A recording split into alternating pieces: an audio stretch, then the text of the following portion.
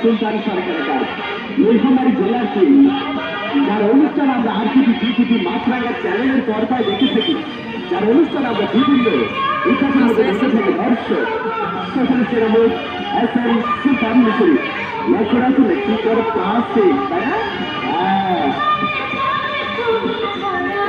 এই যে গাড়ি এলাকাটা আসতে চালান গাড়ির রাস্তা কিন্তু ঠান্ডা। আজকে সুলতান সরকারের সার্কাস কিংবা জাদু খেলা দেখে আমরা নাম পরিবেশ সহজে চাইয়া গড়িয়াছে মন্দির সঙ্গে নিয়ে একজন আপনার হাতের জল চিন্তা সঙ্গী থ্যাংক ইউ থ্যাংক ইউ।